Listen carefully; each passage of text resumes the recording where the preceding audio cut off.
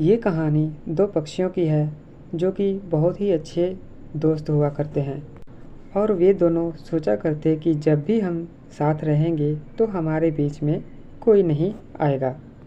उनकी दोस्ती बहुत ही गहरी थी। वे दोनों एक घर में रहते थे। उस घर में दोनों ने बहुत अच्छी जगह बनाई हुई थी। वे दोनों उस घर में छिप के रहा करते थे, जिनके बारे में किसी को भी नहीं पता था, जिसे कोई भी देख नहीं सकता था। उस घर के आदमी भी दोनों चिड़िया को बिल्कुल नहीं देख पाते थे। जब भी उन चिड़ियों को भूख लगती थी तो वो उसी घर से कुछ न कुछ खा लिया करते थे, जिससे उन्हें खाने की कोई समस्या भी नहीं रहती थी। इस तरह उसका जीवन बहुत अच्छा चल रहा था। पर एक दिन उस घर के परिवार वाले किसी काम की वजह से घर के बाहर गए होते हैं और दोनों पक्षी आपस में बात करते हैं कि आज हम घर में अकेले हैं, आज हमें कोई भी परेशान करने वाला भी नहीं है और हम आज़ादी से इस घर में घूम सकते हैं और हमें कोई देखने वाला भी नहीं है। वे उस घर के परिवार वालों के सामने बिल्कुल भी नहीं आते थे, बट उन्हें ये नहीं पता था कि आज दो चोर उस घर में चोरी करने के इरादे में आने वाले हैं। टूनी चिड़िया और मोनी चिड़िया तो ये समझ रही थी कि घर के परिवार वाले तो कुछ दिन के लिए बाहर गए हुए हैं। तो टूनी चिड़िया और मोनी चिड़िया कहती है कि आज हमें बाहर निकलकर रहना चाहिए और रात भी हो चुकी थी। वो सोने की तैयारी कर रहे थे। उनके पास बहुत था, वो खा चुके थे, अब उनका पेट भर गया था।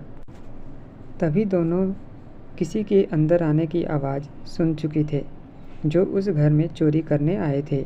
वे दोनों पक्षी इस बात को नहीं जानते थे कि यह कौन है जो यहाँ पर आए हैं। तब उन्हें देखकर वो छिप जाती हैं, सोचने लगती है ये दोनों कौन है। इससे पहले तो इन्होंने इन्हें कभी नहीं देखा। तभी टूनी चिड़िया की नज़र जाती है कि चोर चोरी कर रहे हैं, जो भी सामान है अपने बैग में रख रहे हैं और यहाँ पे चोरी करने के लिए आए हैं। शायद चोरों को पता है कि घर वाले इस टाइम घर में नहीं हैं, इसलिए ये दोनों चोर यहाँ पे चोरी करने आए हैं।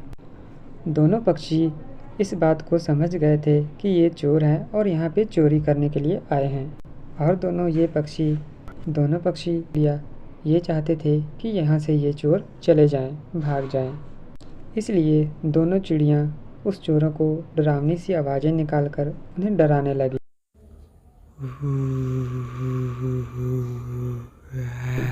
जिसकी वजह से चोरों को लगता है कि इस घर में कोई तो है जो हमें डरा रहा है और यहाँ से भगाने की कोशिश कर रहा है। वे दोनों घर का सारा सामान चोरी कर चुके थे और उन्हें ये भी लग रहा था कि शायद उन्हें कोई देख रहा है और वो हमें पकड़ सकता है, और वे दोनों वहाँ से सारा सामान छोड़ के भाग जाते हैं। इस तरह से घर में चोरी होने से भी बच गए। दोस्तों, कहानी अच्छी लगी होगी तो वीडियो को लाइक कीजिएगा और चैनल को सब्सक्राइब कीजिएगा।